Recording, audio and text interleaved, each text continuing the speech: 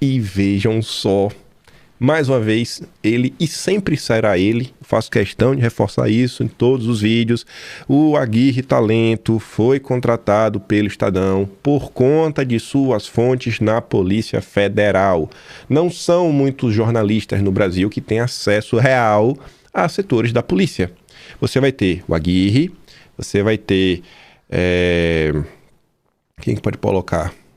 Assim, além do Aguirre. A Daniela Lima, depender do caso, né? Vocês devem imaginar que tipo de caso que Daniela Lima vai ter essas informações de bastidor. Quem mais você tem assim que você pode realmente bater o martelo e falar, cara, esse cara tem o César Tralli da Globo. César Tralli, sim, o César Tralli, que hoje está no Jornal Nacional. Pesquisem no Google César Tralli, vazamento de informações da polícia. Aí você vai ter, terminando que ainda está no UOL, que vez ou outra traz algumas informações lá para o Artinari. O Serapião, que estava na Folha de São Paulo, vai para o Metrópolis, depois vai para o UOL, também tem, né? O cara publicou inclusive o Vaza Jato. Tem alguns jornalistas, sabe? Eles são realmente contratados pelos seus contatos. E aí você fica assim se questionando, como é que essa turma sabe de tanta coisa? Malu Gaspar também, né? Por óbvio, só observar.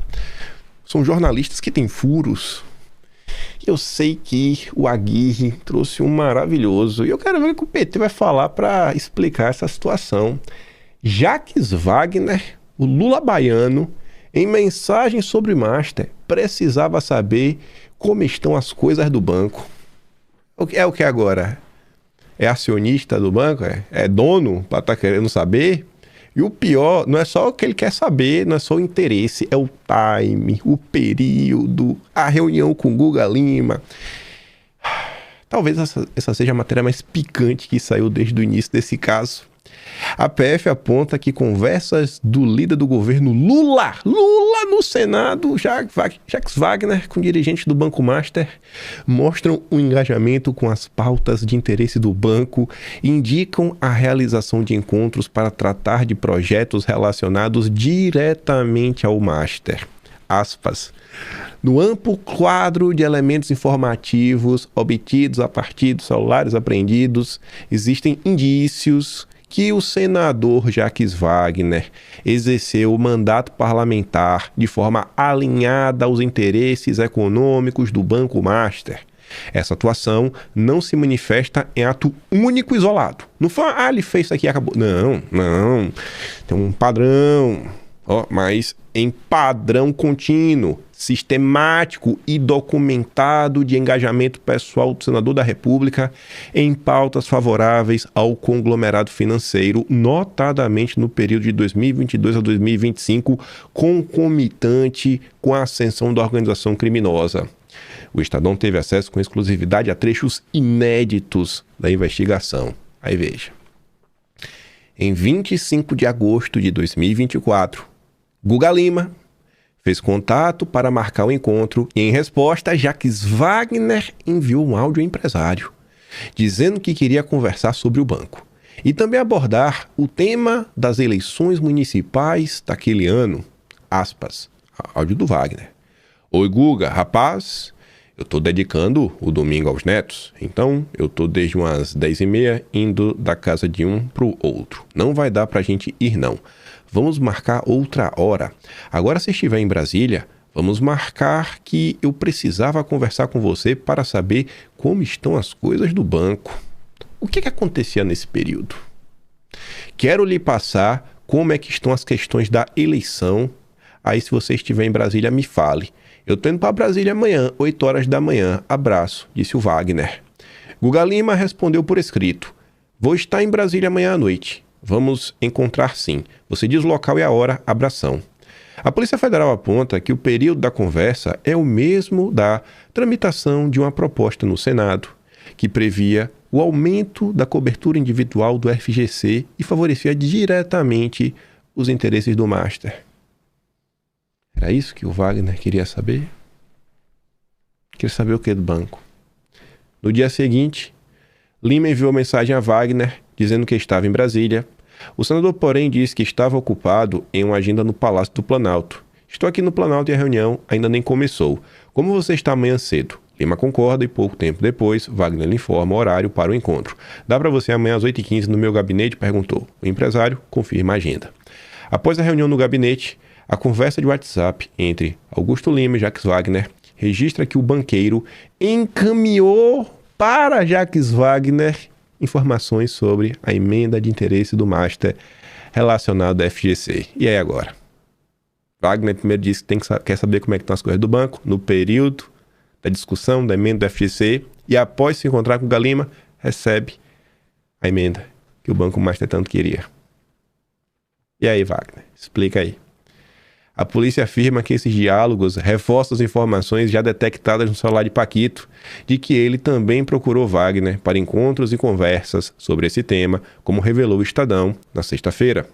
A sequência de eventos acima, contatos sigilosos do gabinete com Daniel Vorcaro, repasse do número pessoal do senador ao banqueiro, chamada imediata após a publicação da emenda e encaminhamento do texto ao parlamentar, seguido de encontro presencial com nova menção à emenda, configura em juízo indiciário padrão de acompanhamento direto pelo senador Jacques Wagner de pauta legislativa de interesse do grupo investigado.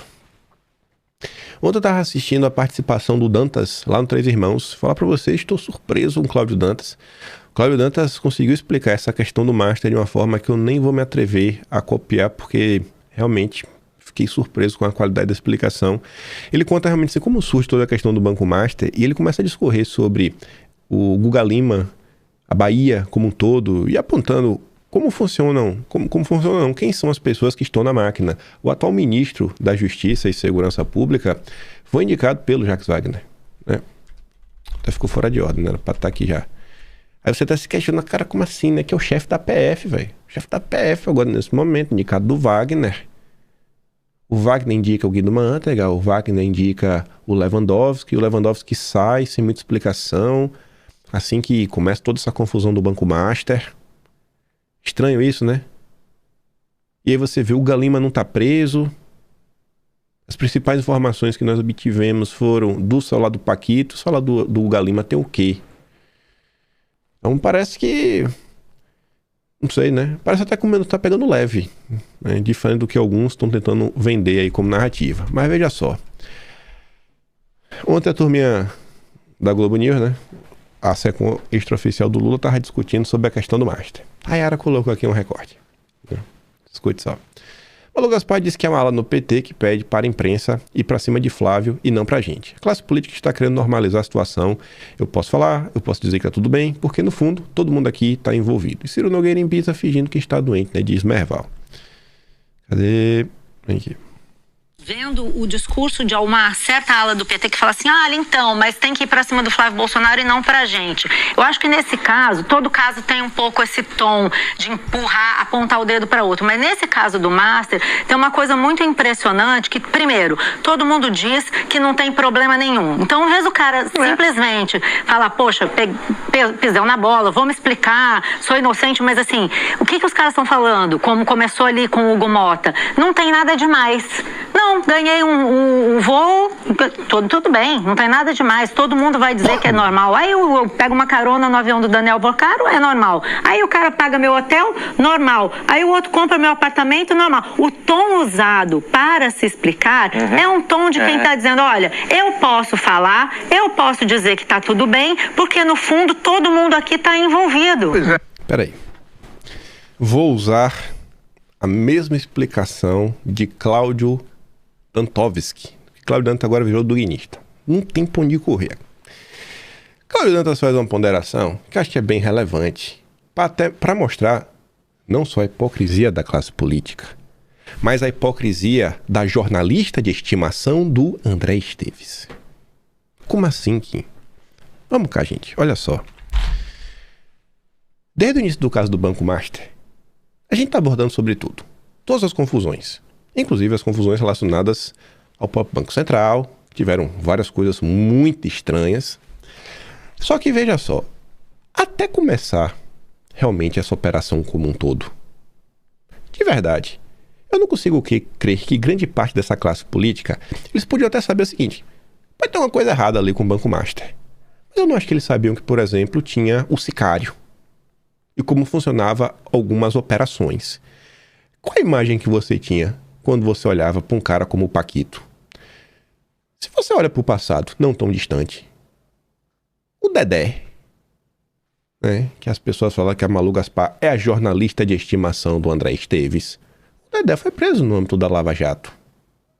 Fazer negócios que para muitos bancos podem ser, é um risco muito alto, que não vale a pena comprar, sem entrar de sócio, dar uns empréstimos, cara, o Dedé está disposto a fazer tudo isso lá atrás, se alavancou de várias formas. O Paquito é meio estabanado, mas o método do Paquito lembra um pouco o método do Dedé. E quando você olhava assim um Dedé, você podia falar, cara, esse cara é meio cowboy, né? Meio maluco, fora da lei, gosta de umas festas, gosta de uma gandaia. Mas você olhava pro Dedé, pra ele, tava patrocinando evento que tava a Globo, tava com seus títulos sendo vendidos pelo BTG, pela XP, o Banco Central tava assim. Assim, por mais que você soubesse que podia ter alguma coisa numa zona cinzenta, você tinha uma validação do establishment. Então você escutar a senhora Malu Gaspar falando, não, o Dedé pagou o voo e tudo normal. Uai, e quantos eventos nós não temos onde os bancos brasileiros estão patrocinando e a senhora Malu Gaspar não diz nada?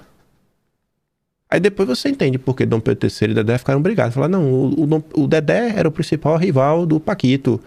Porque quando o Dedé financia algo, financia algum evento e as pessoas vão, ó, maravilhoso. Ninguém fala nada. Você vê a Malu Gaspar com essa indignação quando a Veja fez um evento patrocinado pela Refit? Que a Refit é dessa confusão, né? Não teve operação com a Refit também? Você vê essa indignação? Então assim, não é para passar pano para a classe política. É para mostrar a hipocrisia de ambos. Da classe política e do jornalismo. Eles estão tentando pegar essa questão do Banco Master, óbvio, e eles também estão tentando tirar uma lasquinha eleitoral. Você viu que a senhora Malu Gaspar aprontou hoje de madrugada. Pra cima do Flávio. Então assim, não me vem com esse papo de... isso aqui é a coisa mais normal do mundo. Esses patrocínios diversos. Quantos e quantos eventos de lobby não são feitos... Sabe, deu até uma parada nesses últimos tempos, né? Principalmente depois da Magnitsky. Mas quantos eventos não iam sendo feitos por esses grandes grupos? E aí? O da Refit, quando foi feito... Ô, Malu... O Ricardo Magro já era tido como o maior DVD quanto mais do Brasil. Você não falou nada. Você não se levantou para falar nada. Então, assim, é uma indignação muito seletiva, sabe? Muito seletiva, que pega a história e coloca de um jeito que, né, princípios e valores, aquele moralismo denista, mas, rapaz, vocês têm um rabo sujo. E o Eubank, que teve lá parceria com o Luciano Huck? E aí, Malu Gaspar? Tá entendendo? Tá entendendo o que eu tô falando da indignação seletiva?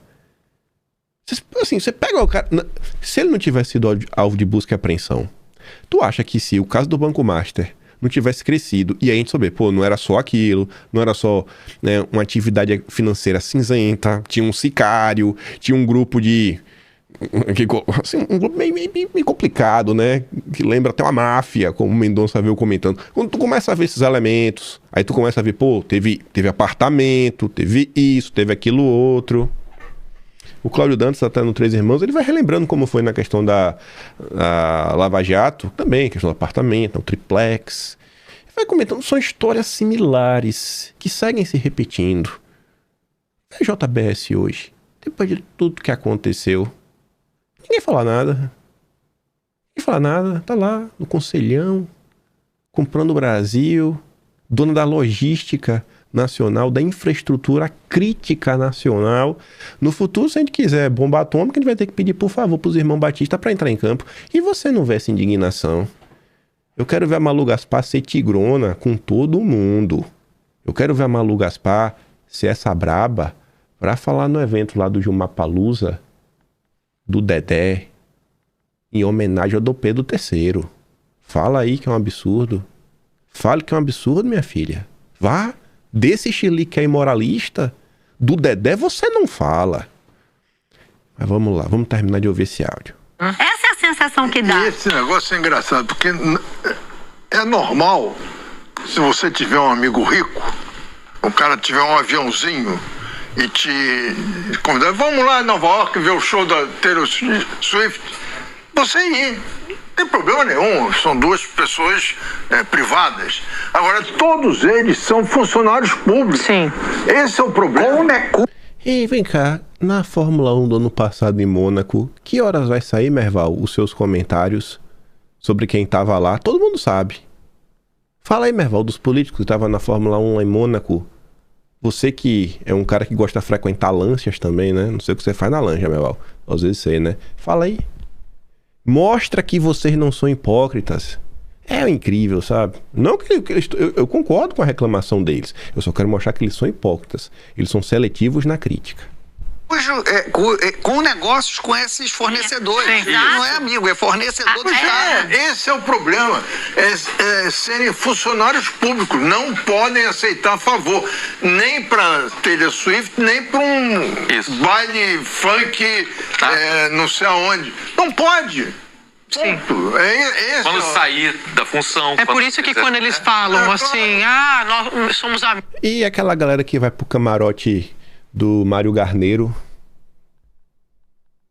que foi ao longo de várias décadas no carnaval, cadê a indignação de você? Isso não acontece, né?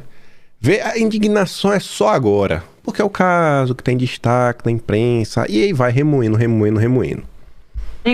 E eu sempre digo, eles não teriam que explicar as amizades.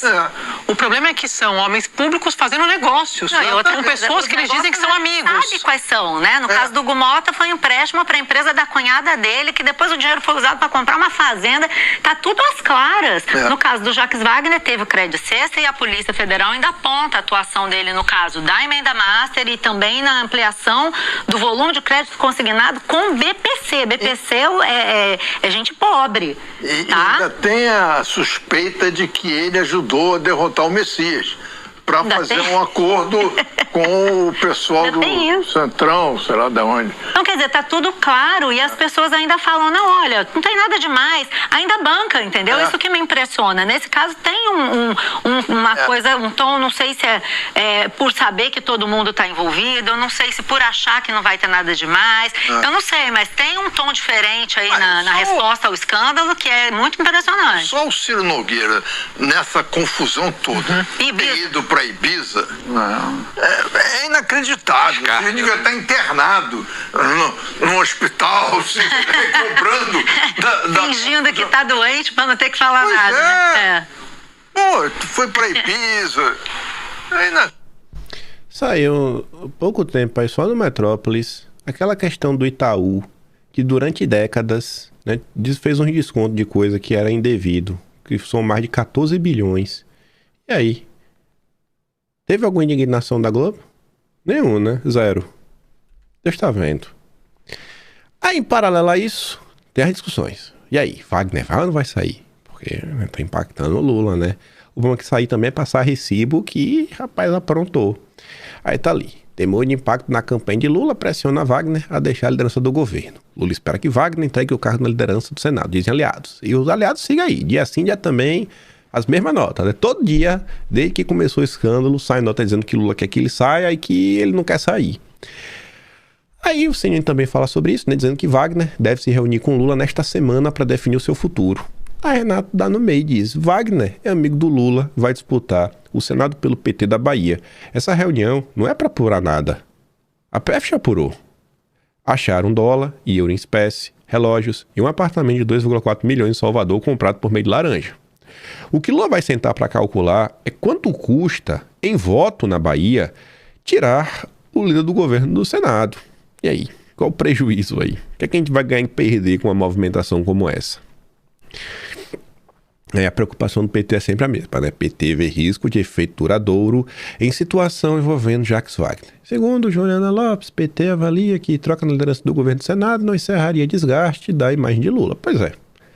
E aí? Não vai encerrar, sabe? Tirar o cara do... Não vai. As pessoas sabem. Wagner, Lula baiano. Aí, rapaz... Eu falei, isso daí é pouco no meio da confusão que tá acontecendo. O seu Gilmar Mendes ontem foi lá no Roda Viva. Duas coisas que aconteceram. Aqui é só um comentário que é curioso. Ele dá a entender que não vai ter delação. E depois tem um comentário que é mais curioso ainda, que é o movimento da nulidade. A minha impressão é que a delação é uma página virada. Que uma delação que atemoriza tantas pessoas poderosas, ministro Supremo, grandes lideranças do Congresso, o Executivo, não vai sair. O senhor, com a experiência de poder que o senhor tem em Brasília, o senhor acha que tem alguma chance dessa delação sair? Eu tô achando que a gente está falando de algo aqui que já não... E quando o senhor fala que a gente não tem cultura para delação, também os estímulos que às vezes podem ser dados, de se entrega um pouco da delação, mas apostando que uma mudança só queria responder se no você futuro acha que a possa delação... gerar isso também. Eu queria só que antes o senhor respondesse, o senhor acha que essa delação sai? No atual momento parece que você tem razão, mas as coisas podem mudar. Eu não vou assumir nenhuma posição em relação a isso. Eu já... Tá aí, né? Momento, ele acha que não vai ter delação, né? Ele... É curioso, né? Parece que ela tem razão. Você fica, mas como assim parece que ela tem razão, né? Vamos deixar que vocês tirem a conclusão por vocês mesmos. Só que o ponto, que não foi aleatório, e que vai somar outras coisas que também aconteceram no dia de ontem, foi isso daqui. Na boa. Eu acho que o Gilmar foi convidado, ou se autoconvidou pro Roda Viva só por esse momento, para poder falar isso aqui numa entrevista. Depois de tudo que aconteceu na última semana, tudo que Mendonça colocou em pratos limpos, ele veio falar que aqui já há algo de erro crasso. Falando em relação aqui, e o Cláudio Dantas até diz, né? Essa jogada ensaiada para plantar nulidade não vai colar. O que é que o senhor Gilmar Mendes disse? Vou deixar aqui tocando e vou procurar o vídeo da semana passada que teve a discussão entre ele e o Mendonça. Ministro. Na conversa que nós tivemos, por exemplo, se disse, André Mendonça disse que tinha recebido um advogado fazendo proposta de delação seletiva. E aqui já há uma impropriedade. Por quê? A lei não permite que o relator participe ou o juiz participe da delação. O acordo é entre o Ministério Público ou a Polícia Federal e o delator. Então aqui já há algo de erro crasso. Se está participando de conversas ou se está expulsando advogados do processo, isso tem algo de errado. Ministro, neste caso, em particular, nesta sessão, o senhor ficou vencido. Mas o inquérito está apenas no início. Com certeza. Pode ser que, em alguma situação, o ministro relator fique vencido. A norma recomenda que, neste caso, o ministro relator perca a relatoria, não redija o acórdão. Na Lava Jato, foi possível chegar numa solução de modulação de voto, de maneira que o ministro Fachin não perdesse a relatoria. O senhor, na condição de presidente da segunda turma, como agirá? Agirá no sentido de buscar uma modulação do voto do ministro André Mendonça, ou o senhor será favorável a que ele perca a relatoria do caso? Não, perder a relatoria é apenas no caso específico. Nós chamamos relator e redator para o acórdão. Nós não tiramos a relatoria, a não ser no caso específico. E eu também já estou deixando a presidência da turma, agora no final de junho. Então, não tem risco do ministro André Mendonça perder a relatoria do caso? Não imagino que seja, a não ser que determinados processos já não sejam de sua relatoria. Ministro, você tá vendo aí, né? O senhor Gilmar Mendes parece estar com um problema de memória. Ele está sofrendo de rede globismo. Que quando você distorce falas da pessoa e coisas que ela não disse, então que você dá uma modificada assim, nos eventos para criar novos eventos. Não tem um erro crasso aí que recebeu um advogado para delação. Não foi bem assim que aconteceu, ministro. Eu acho que o senhor devia reassistir, né, ao take da fala do Mendonça. Muita gente compartilhou, inclusive, ministro.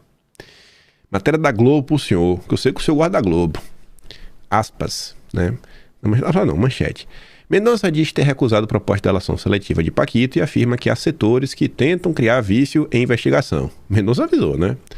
Olha o que estava nesse primeiro parágrafo. Sem identificar o advogado, nem o caso ao qual se referia, Mendonça afirmou que não participa de negociações para acordo de colaboração premiada. Então, a sua crítica, senhor ministro Gilmar Mendes, que não é, eu vou até dar play de novo, aqui nisso que ele fala, não é função do ministro, tudo mais, participar de relação ao Ministério Público. O Mendonça falou, esse papel cabe exclusivamente ao Ministério Público. Então, não fale que o Mendonça tentou fazer isso, porque ele não fez isso. Ele só recebeu advogado, ministro. Como é de praxe, vários juízes, o advogado pede uma audiência e vai. Aí no meio da audiência o cara vai saber. O cara fala assim, ó, o advogado deveria saber que ele não poderia falar com o juiz, mas às vezes o advogado fala coisa que não pode. E aí o Mendonça interrompeu o cara, falou, opa, aqui não. Na minha cara. Perdeu. Então o Mendonça falou, ele perdeu o pudor. Vamos aqui, eu pego o trecho de novo, ó. O juiz participe da delação. O acordo é que participe, ou o juiz seletiva. E aqui já há uma impropriedade. Impropriedade. Por quê? A lei não permite que o relator participe ou o juiz participe da delação. O acordo é entre o Ministério Público ou a Polícia Federal e o delator. Então aqui já há algo de erro crasso. Não tem erro crasso, ministro. O Mendonça não participou. Ele deixa claro, ó, esse papel cabe exclusivamente ao Ministério Público. O senhor está dando a entender que o Mendonça fez algo que ele não fez. Fica parecendo que já era nulidade, ministro. Muita gente maldosa vai falar isso, né? Óbvio que eu sei que o senhor não quer. Aí o Mendonça dizia, ó, chegou uma proposta por um advogado, perderam o pudor, queria fazer uma delação seletiva na minha cara. Eu disse, eu não faço questão de delação, agora delação seletiva é comigo, não. O cara chegou lá, pediu audiência, o Mendonça vai saber. Aí ó, o Mendonça também afirmou que evitou ter acesso ao conteúdo de uma proposta de colaboração apresentada por uma defesa, porque entendia que isso poderia comprometer sua atuação futura no processo. Então Mendonça, ministro, ele não teve acesso. Não dê a entender que Mendonça fez algo que ele não fez. Isso é pesado. A defesa até apresentou a primeira proposta de delação. Eu não quis acessar, ministro Gilmar. Ele falou pro senhor, Gilmar. Há uma perspectiva de que certos setores atuam para criar um vício. Tudo que querem é criar um vício. Há um sistema articulado para isso. Eu não sou cego. E tu vê que a resposta do Gilmar é para Mônica Bergamo, a petista, a maior e mais consolidada petista da imprensa brasileira. Aí agora, você imagina, né, como é que tá a minha cabeça. Por isso tem que esperar um mês acabar, né? Porque agora eu vou pegar essa notícia do Mendonça, aí agora eu vou ter que pensar no Atlas como narrar isso. Porque vai ter os seus subtemas. Aí eu vou colocar essa notícia aqui. O julgamento do pai do Paquito ou cria um capítulo específico para as movimentações pró-nulidade? Nesse momento, hoje, eu tivesse criar um capítulo só para nulidade. Aí eu ia colocar o que aconteceu no julgamento e linkar com a fala do Gilmar e falar, olha, e aquele editorial do Estadão. No mínimo, já para começar. Aí o que tinha aqui depois, né? Quem foi advogado, né? Falando aqui que o advogado lá foi o Podival. Enfim, então, eu acho uma sacanagem. Distorceu o que o Mendonça fez e falou. Aqui ficou fora de ordem, me perdoe. Acho que nem vai falar aquela notícia hoje. Aí veja o que também rolou no dia de ontem. E veja como a notícia, entre aspas, da jornalista de estimação do Daniel Esteves, do André Esteves, está sendo dada. Parecer da PGR pavimenta caminho para Mendonça abrir investigação sobre Dark Rossi. Tá quase obrigando. Por que tem que abrir investigação? Qual é o indício de legalidade até o momento? Qual é o indício de contrapartida até o momento? Qual é a acusação? Qual é a acusação, Malu Gaspar? Se você pega a matéria para ler e fala, não, o indício é porque a pessoa nunca fez um filme. Então, assim, o crime da pessoa nunca ter feito um filme antes. Então, qualquer pessoa que entra pro mercado de filme, se não fez filme antes, é bandido. É isso que você está falando, né? Então, o estagiário, o recém-formado é bandido. Ele só vira cineasta depois que vira o Walter Moreira Salles. Não, porque tem suspeito de quê? Não, Qual é o indício real que vocês têm para abrir investigação? Isso aqui não é aleatório. É para quê? O Dom Pedro III não quis, aí joga pro Mendonça, porque se o Mendonça não quiser abrir investigação com o Dark Rossi, o que é que vocês vão achar? O que é que vocês acham que a imprensa vai noticiar? Olha lá o Mendonça parcial, ó, está blindando a família Bolsonaro. Vocês sabem como é que a imprensa funciona. E em parceria com a jornalista de estimação do André Esteves, você tem a Daniela Lima. Disfarça, gente. Até o horário, pô. Deixaram pra publicar às 2 hoje de manhã. Eu só trouxe um parágrafo da Daniela Lima. Olha o nível da honestidade da galega. Caso Dark Rossi vai levar Mendonça da vitrine para a vidraça do Supremo. Ó. Tá deixando cair, vai tomar pedrada. Vai tomar pedrada. Vamos te acusar de parcial. Queremos anular o caso. Olha esse parágrafo. Como mostrou a colunista do Estadão, Eliane Cantanhede, no último fim de semana. Mostrou? Ela mostrou? Ela mostrou o quê? Ela fez uma matéria extremamente enviesada, uma matéria de opinião. Ela deu a opinião dela. Ela não mostrou nada. Já pairam perguntas sobre a atuação de Mendonça. Por que não houve operação em torno do financiamento milionário da Dark Rossi? Que era uma operação, rapaz. Que é o que? Uma busca e apreensão contra o Flávio? Tornozeleira? Meter na cadeia? Vocês acham que isso aqui é aleatório? O timing das coisas está sensacional. O Paulo Resolve, que é um cara que tem um time, né? Lembra que quando o Lindenberg acionou o Dom Pedro III, o Dom Pedro III deu 5 dias para o Paulo Resolve, para decidir sobre Eduardo. Paulo Resolve não cumpriu os 5 dias. Ele só deu o parecer dele quando Eduardo falou, eu não voto pro Brasil. Aí ele deu o parecer. Aí Paulo Resolve toma essa decisão ontem, o dia que Gilmazão, seu ex-sócio, vai no Roda Viva. O time no Brasil é tudo, né? Aí ontem também, esse Ale Jonas é ligado ao petismo na CNN. Pode ver as matérias que ele publica. Aqui é só coincidência. Pega outro caso que o Mendonça é relator, que é o caso do INSS. Aí tá ali, ó, careca do INSS relata ao Supremo pressão por delação. Eu tô me pressionando aqui. Isso não pode, né? Ai, meu Deus, são os métodos da Lava Jato, é tortura, é isso. São só coincidência, gente. Isso aqui é só... Não vá achando que tem... Não, isso aqui é só coincidência.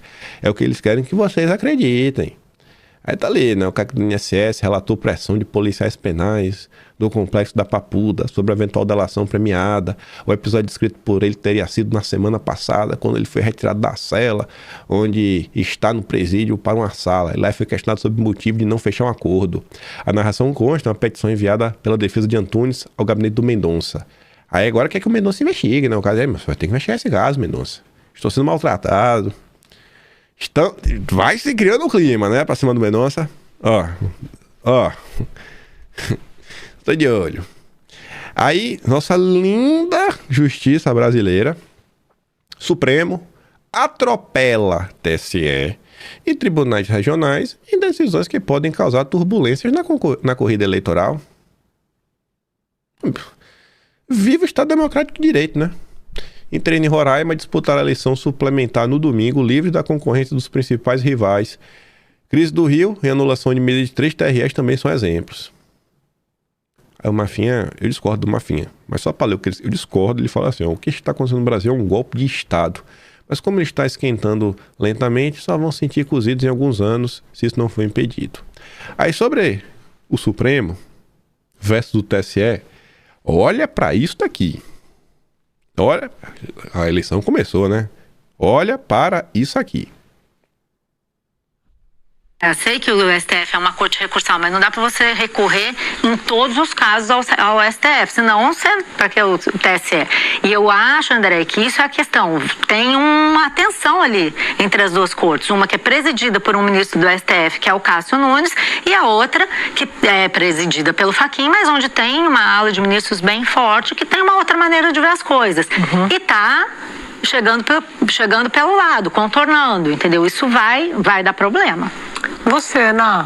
Existe mesmo, concordo com a Malu, existe também uma desconfiança, né? Porque quem está no comando hoje do TSE é 2 ministros, presidente e vice, indicados por Bolsonaro. Isso... Tenho desconfiança porque quem está no comando são os indicados de Bolsonaro. E vem cá, minha filha, desde quando isso dá motivo para desconfiança? Bebeu que boa? Essas mocreas da Globo News eu não aguento, não. E fala na maior naturalidade, né? Não, aquele desconfiança do Mendonça, do Cássio. Aí ela até escreve, né? A Ana Flor tá indignada porque no TSE tem ministros escolhidos por Bolsonaro. O normal pra ela é ter ministros escolhidos pelo partido que ela milita. Continua aqui o besterol.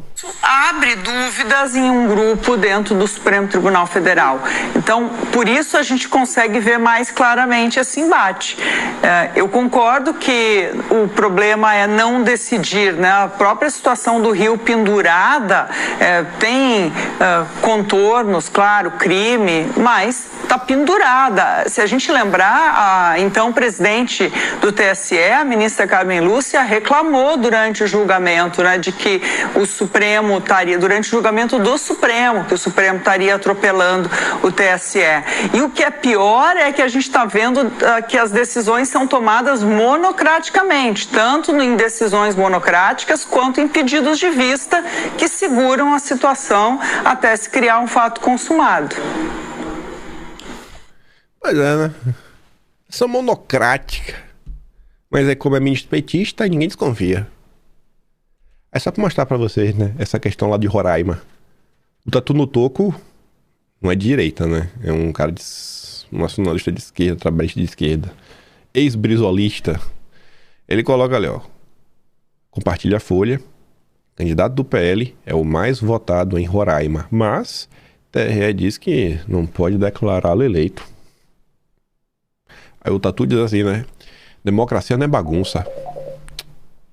Peraí que tá me ligando aqui. Deixa eu responder aqui. Ainda bem que nem apareceu na tela dessa vez, viu? Eita, informação importante. Deixa eu atender aqui da... Voltando, né? Enfim, democracia não é bagunça. Não pode deixar qualquer um ganhar só porque teve mais votos. Brasil, né? É o judiciário. Vai achar ruim? Né? A turma do Lula. E que a imprensa bate palma. Aí você dá texto daqui. Ontem, Janones quer QG de Lula no condomínio de Bolsonaro para fazer da vida dele um inferno. Eu achava que a vida de Bolsonaro já é um inferno, né? O cara tá preso sem cometer nenhum crime. Mas não, é pouco. Sofrendo das comorbidades, da facada lá do Adélio, ex-psolista. É pouco, né? Então, tem que piorar ainda mais. Aí o Carlos até fala, né? E o tal do Alexandre com suas determinações que visam impossibilitar manifestações num raio ao redor da casa do presidente. O que inclusive foi utilizado de desculpa para prender ele, né? Por causa lá da romaria que ia fazer. Não é romaria, né? Como é? Um momento de oração. Como eu gostaria que vivêssemos em tempos justos, como no passado, a reação seria a mais democrática possível. Não existe lei quando se trata do bolsonarismo. Só existe perseguição, perseguição e perseguição. E aí, pra gente encerrar e começar a falar de eleições, tem muita coisa pra gente comentar. Chegou-se a 8 de janeiro por tolerarmos o que era intolerável, diz presidente do STM. Vocês acham que o problema do Brasil é só a mais alta corte? Líder de uma agenda de modernização institucional, né, do setor militar. Maria Elizabeth destaca as observações do Observatório por Equidade do STM, onde implementou cotas para refugiados, mulheres e pessoas trans. Essa é a modernização do setor militar. Essa é a modernização do setor militar. Se você acha ruim, você é bolsonarista, antidemocrático. Ai, sei o que acho ruim.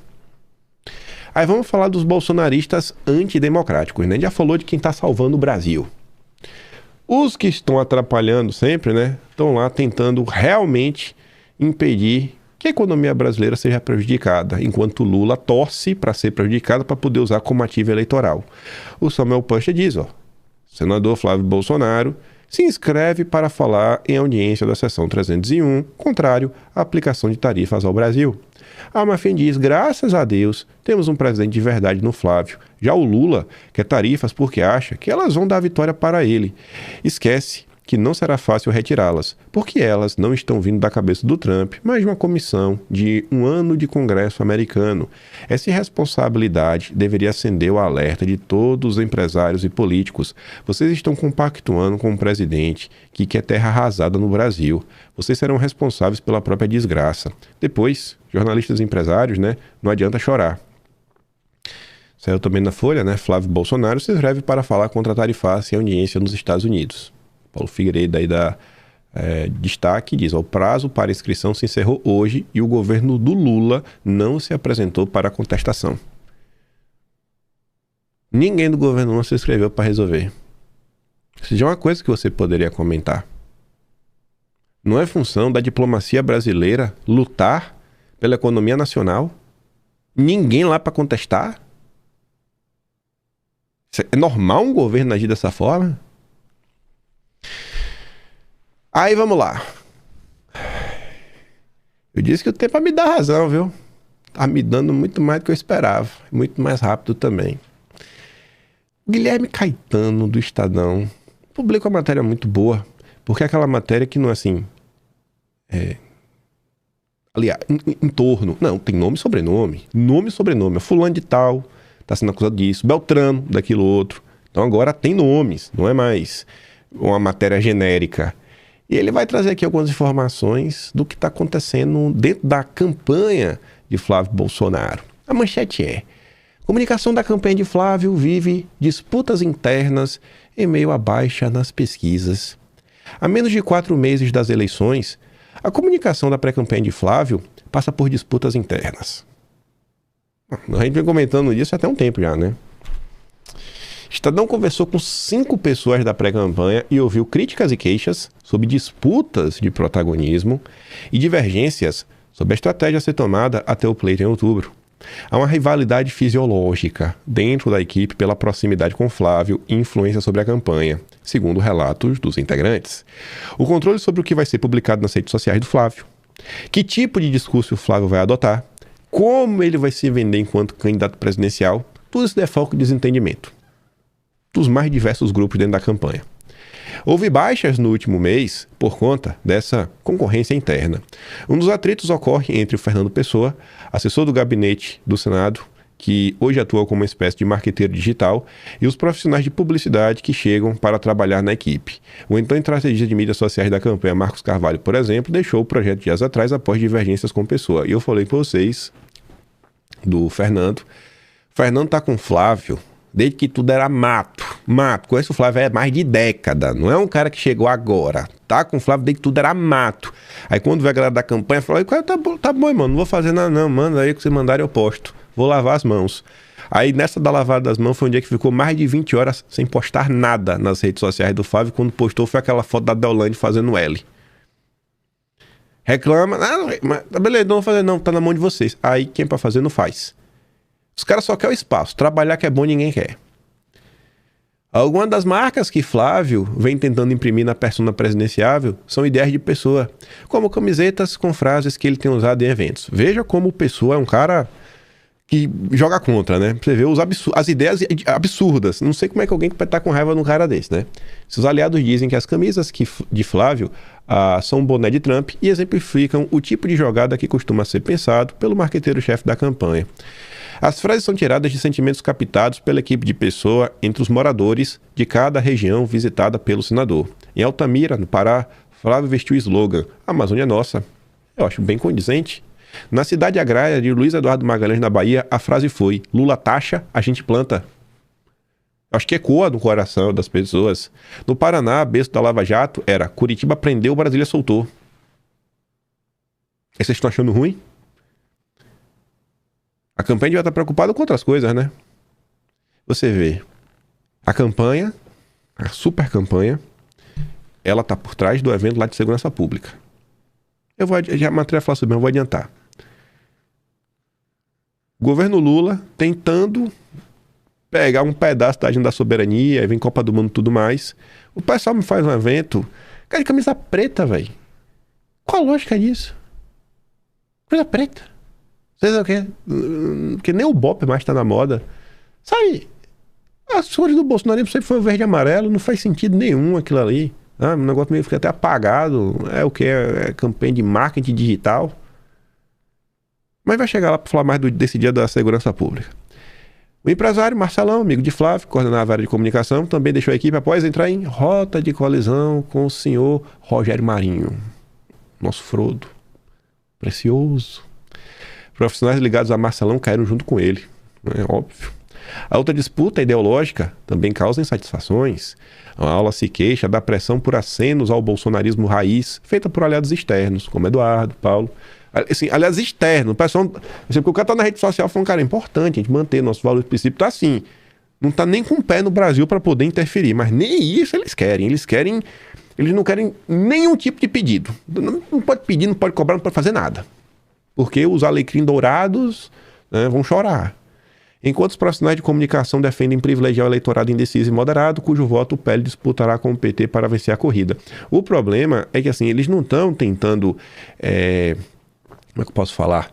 Privilegiar o indeciso. O que está acontecendo é que eles estão pasteurizando tanto o Flávio, mas pasteurizando tanto, que nem o indeciso, velho, tá vendo energia e vigor na campanha do Flávio. E essa crítica já chegou a essa turma, eles sabem disso. Eu não tô falando nada inédito nos ouvidos deles. A ida aos Estados Unidos para o encontro com o Trump, olha isso aqui, desagradou essa ala, em especial após Flávio ser associado ao novo tarifaço. Por que vocês não trabalharam para desfazer? Vocês usaram esse episódio, e eu falei isso lá atrás, para tentar afastar o Flávio do Eduardo. O senhor Rogério Marinho teve papel central nisso. O Flávio pode vir a público, tá fazendo um pai. Pode falar o que for, Flávio. O Rogério Marinho tentou e tomou um chega pra lá, não só do Flávio, como também do Valdemar.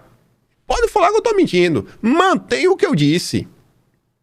É fácil me chamar de mentiroso, né, Marinho? Mas quem tem que saber, sabe. Sabe do que tá acontecendo. Que aqui a gente não vai mudar muita coisa. Só pra galera ficar todo mundo por dentro da sua foca.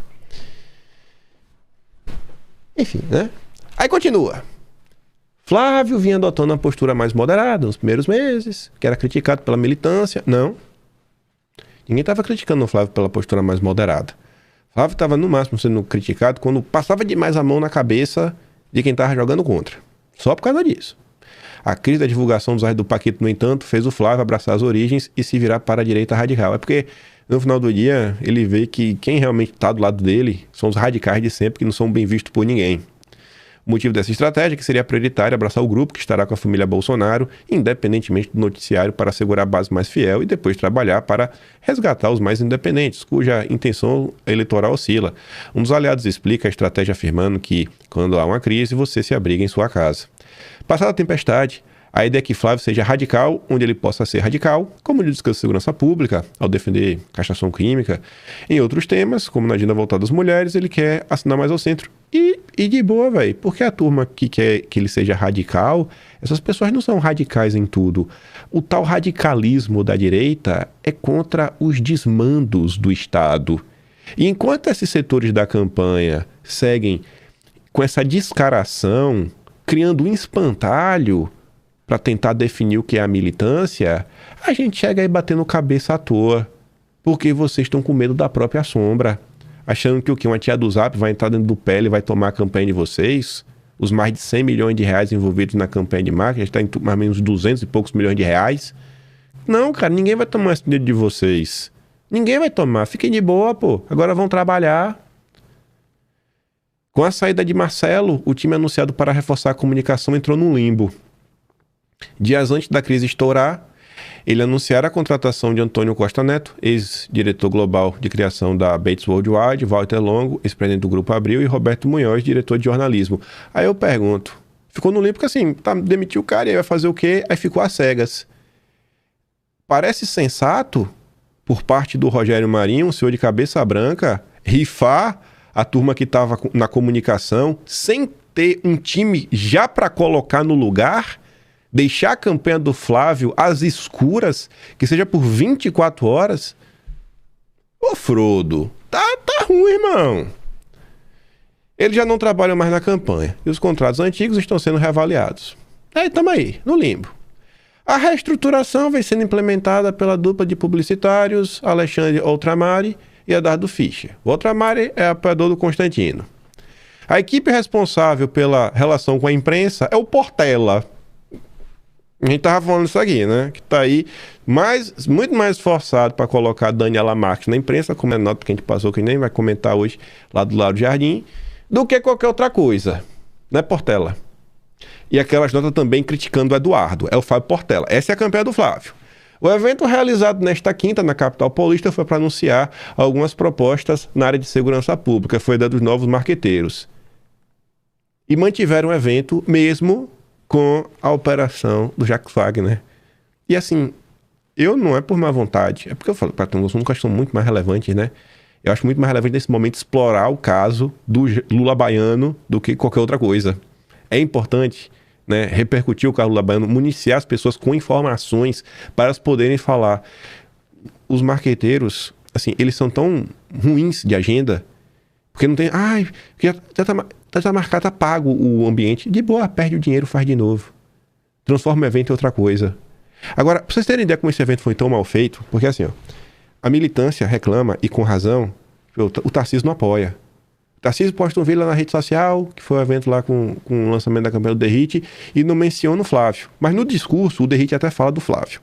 Só que vai ter esse evento, você chamou o Moro do Paraná, ok, ligado à segurança pública, você chama o Derrite, o evento foi em São Paulo, e o Tarcísio não foi convidado. Eu vou ficar lá do Tarcísio, cara, nessa situação. Isso é assim, é coisa de princípio, erro de principiante.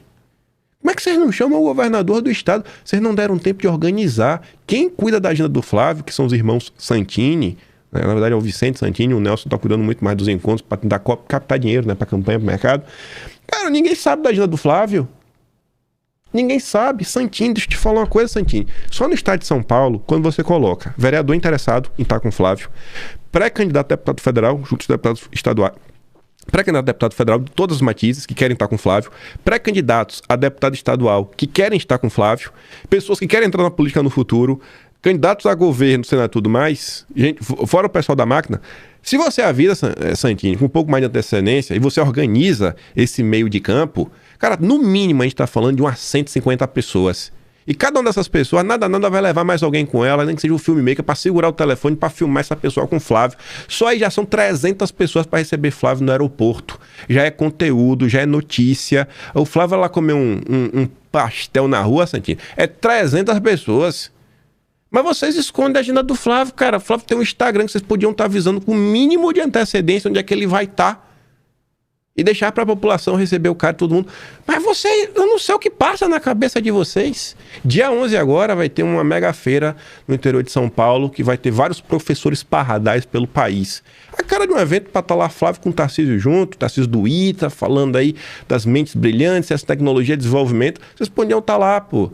Podia estar fazendo campanha para rodar entre o sertanejo, né, a música como um todo, com os marombas, com a turma nerd, com a turma dos games, qualquer coisa. Mas o que é que vocês estão fazendo? A semana passada, assim, um evento por dia era assim, hoje vai encontrar com o Estadão, amanhã vai encontrar com a Folha, não vai encontrar com a SBT. Aí vai na Jovem Pan, aí sai aquele videozinho, a entrevista do Flávio na Jovem Pan, às 3 da tarde. Vocês não conseguem pautar a imprensa. Essa é a campanha do Flávio. Aí vem a turma do Lauro Jardim. E aqui chama atenção, né? Você ser defendido pelo Lauro Jardim... Pô, Frodo. Acho que tá jogando mal, viu? Alvo de fogo amigo.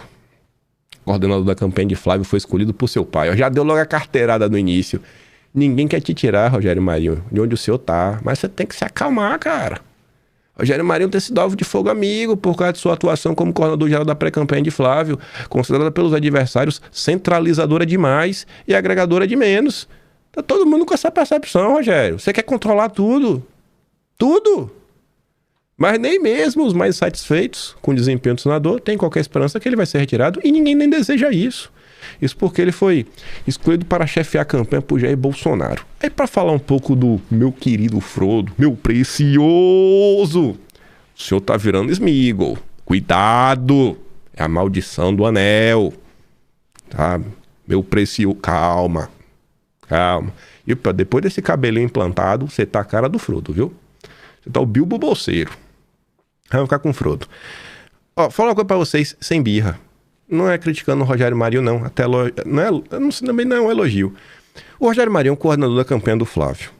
Primeiro ponto. Segundo ponto. O Rogério Marinho tem cabelos brancos. É um cara com experiência e maturidade. Terceiro ponto. O Rogério Marinho é político há décadas. Quarto ponto. Ele não é um político boca aberta, tipo o Zé Trovão, esses políticos malucos da direita.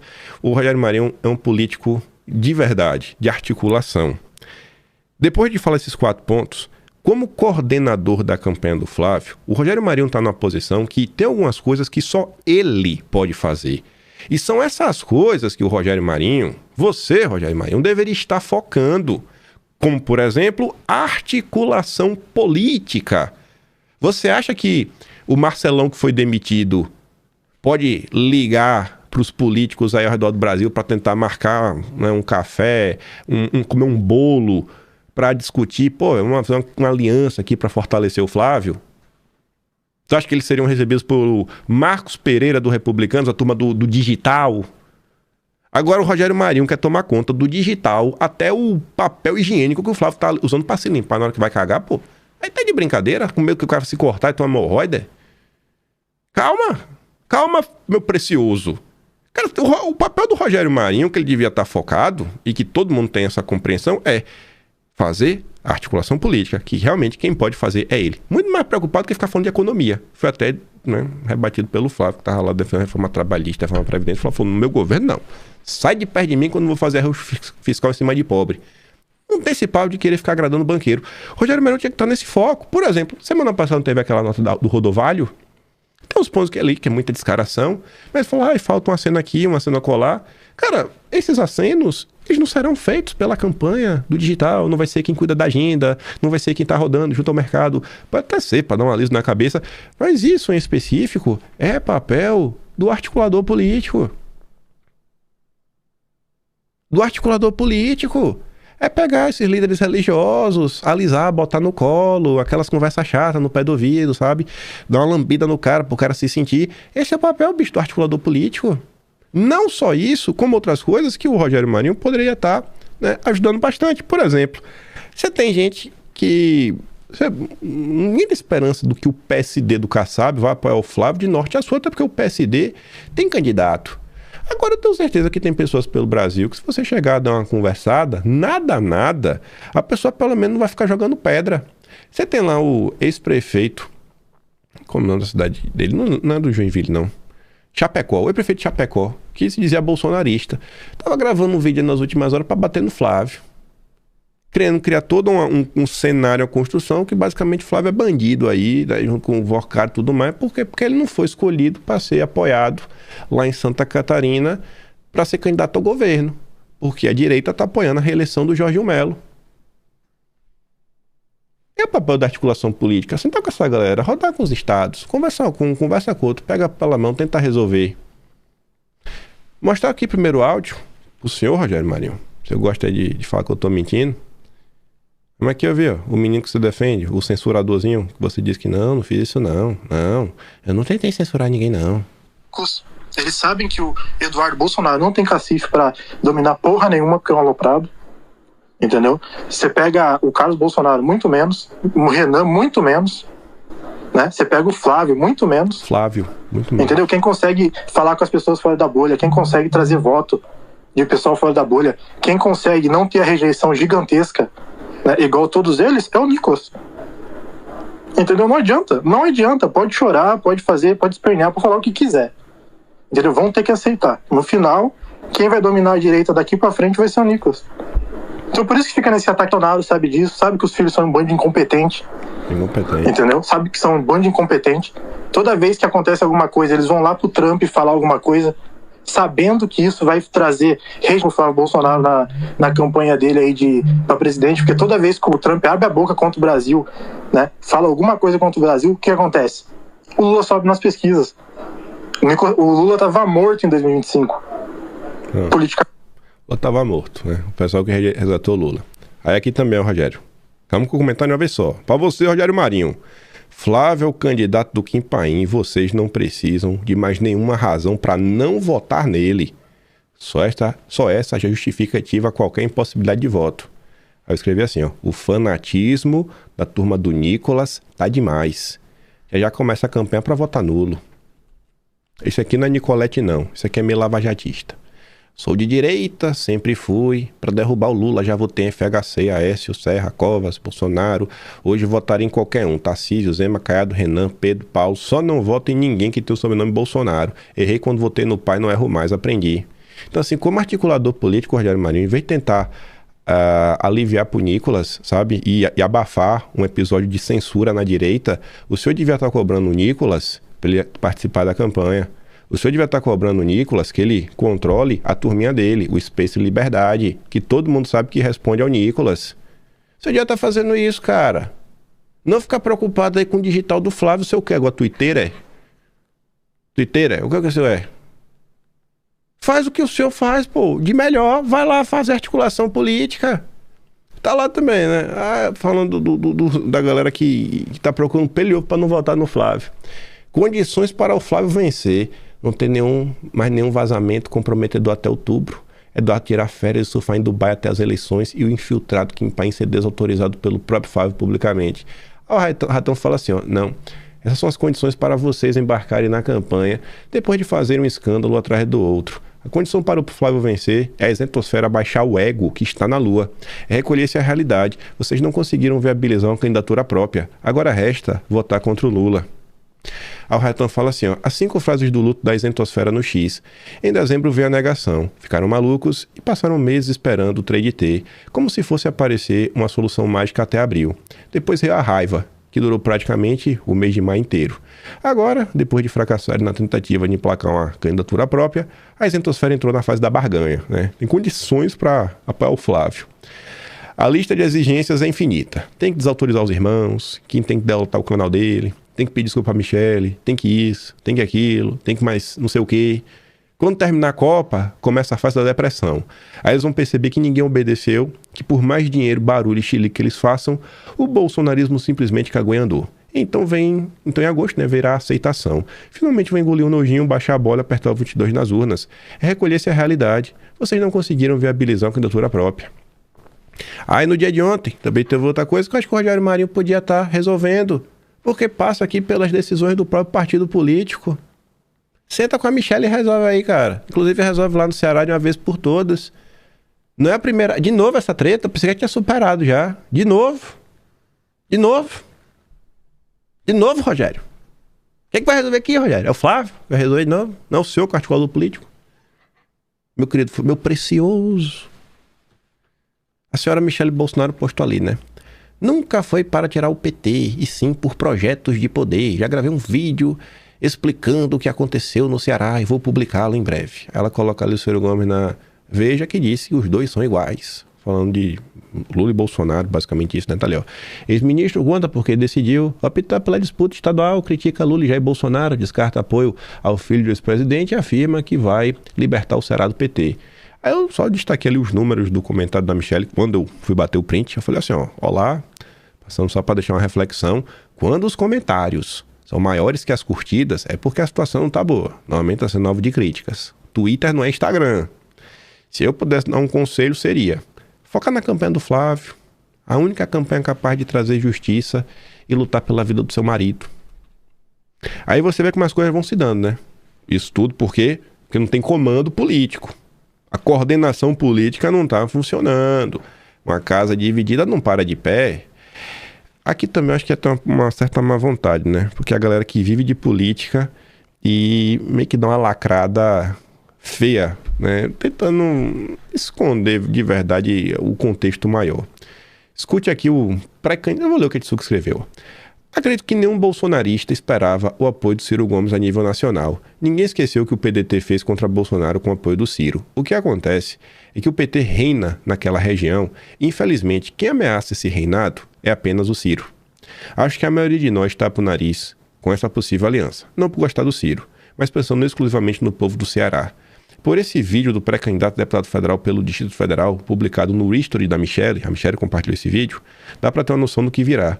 O estranho é essa preocupação com a campanha nacional e a recusa de apoio do Ciro ao Flávio, sendo que ela faz questão de se esquivar até hoje. Ela tá tão preocupada que o Ciro não tá apoiando o Flávio, que Bolsonaro é isso. Mas ela mesmo não apoia o Flávio. A declaração do Ciro não surpreende, não choca. Essa reação só acontece quando confiamos em pessoas e não esperávamos certas atitudes. E ela coloca ali, né? Primeiro turno, o Ciro aparece com 45,8 e o Girão com 4,8. Aí o que é que diz aqui o pré-candidato? A turma dos princípios e valores. Michele Bolsonaro tinha razão. Quando ela foi pro Ceará desfazer o acordo com esse jagunço, ela foi muito criticada. E por alas da direita, que estavam fazendo acordos espúrios, e que ainda estão, né? Desde a esquerda ao centrão. E ela falou, vocês estão fazendo acordo com a pessoa errada, ele não é de confiança. Acordos espúrios, né? Então assim, o André Fernandes está fazendo acordos espúrios. É basicamente isso. Mas alegavam que ele estava mudando, estava disposto a conversar. Depois que ele conseguiu o acordo, dá uma olhadinha na matéria que saiu agora sobre Ciro Gomes, que já tem um acordo dessa turminha aí. Os dois são iguais, de Ciro Gomes sobre Lula e Bolsonaro. Michele tinha ou não tinha razão de não apoiá-lo? Na cara dura. Então a galera que critica Michele, porque eu apoio do Flávio, olha o que ele falou sobre apoiar o Flávio. Descarta apoio ao filho do ex-presidente. Ainda disse que não vai apoiar Flávio Bolsonaro. Mas é o candidato de parte da direita. Uma direita que, assim, tá tendo, tá? Eu vou falar pra vocês que eu tô escandalizado, mas tem. Uma direita que agora é contra os princípios e valores, que fala de forma pejorativa. A turma dos princípios e valores. O Bolsonaro falou a vida inteira princípio e valor, mas essa turma agora descarta os princípios e valores. Uma direita agora que critica, a direita limpa. Por quê? Faz parte da sujinha. Uma direita que tá negociando com Satanás. Vocês não acordaram ainda? Negociando com Satanás. Tu entende o que virou? O quão folclórico virou essas pessoas? O cara quer ser político, velho. É só uma questão de número, sabe? Não é difícil de entender que um tem 46% dos votos, o outro tem 5%. Não é difícil de entender o que tá acontecendo. Não é difícil mesmo, sabe? Ninguém tá apoiando o Ciro Gomes por princípios e valores, cidadão. Para de lacrar, cara. Sabe? Lacração feia, feia, feia. A Etsuki postou aqui um recorte do Jair. Ela fala assim, outubro de 2024. Quando hoje muita gente fala em engolir o Ciro Gomes, é porque já acompanhavam o que estava sendo planejado em 2024. Eu fui uma das pessoas que detestou a estratégia do André Fernandes em esconder o Bolsonaro durante as eleições de 2024. Até que nessa entrevista eu descobri que a estratégia era do próprio Bolsonaro para tentar impedir o PT de vencer no Ceará. Nessa mesma reportagem, o próprio Jair fala que conversaria com o puto do Ciro Gomes porque o foco sempre foi varrer o PT. Cadê? Aqui. Olha, Raquel, o ex-presidente Jair Bolsonaro veio aqui ao Congresso Nacional de surpresa. Ele teve uma reunião com o Bloco Parlamentar Vanguarda, que reúne senadores do PL e do Partido Novo. Isso porque o senador astronauta Marcos Pontes quer tentar se candidatar ali à presidência do Senado Federal. Mas Jair Bolsonaro é contra. Isso porque ele quer fazer uma composição com o favorito, Davi Alcolumbre, para que o PL não fique sem nenhum lugar na mesa diretora do Senado Federal. É uma maneira de dar mais força ao partido, inclusive a Jair Bolsonaro, também aos bolsonaristas, nessa próxima eleição de 2026. Jair Bolsonaro saiu da sala muito solícito com os jornalistas, conversou com todo mundo, respondeu perguntas ali por pelo menos 15 minutos, tratou sobre o PL da anistia, mas eu pude perguntá-lo sobre a eleição em Fortaleza e perguntei sobre a estratégia de André Fernandes de escondê-lo lá durante o segundo turno, de não falar de Jair Bolsonaro durante o segundo turno das eleições para prefeituras. Jair Bolsonaro disse que a estratégia foi dele mesmo, ele que não quis aparecer para prejudicar André Fernandes. Vamos conferir essa resposta de Jair Bolsonaro. A estratégia foi minha, não foi dele. Abriu o jogo aqui. Começou o Ciro apoiando a esquerda, apoiando. Se eu fosse lá na reta final, eu poderia atrapalhar. Então eu deixei ele ficar livre, leve e solto. Agora o V0, toda a sua velocidade inicial, foi comigo. E continuamos amigos. E eu fico muito feliz de ver uma jovem liderança dessa de direita despontando no Nordeste. O senhor chegou a conversar com o Ciro? Com quem? O senhor chegou a conversar com o Ciro? Não cheguei a conversar com ele. Eu tenho curiosidade, gostaria de conversar com ele no dia. Não sei se ele vai querer conversar comigo, né? Mas conversaria com ele sem problema nenhum. Pois é, Bolsonaro se mostrando muito... Sabe? Assim, aí tá rolando tudo isso. Cadê o coordenador da campanha pra resolver? Resolve aí, cara. Eu só quero que resolva. Se não for apoiar o Ciro, for apoiar o Girão, então resolve aí. Porque essa briga rolou que em janeiro, não foi? Foi dezembro aí, não lembro. Foi dezembro, foi janeiro. Aí de novo. De novo. A gente tá remoendo a mesma briga. Por quê? Porque a coordenação política do partido não consegue resolver. Eu vou falar uma coisa aqui extra, senhor Rogério Marinho.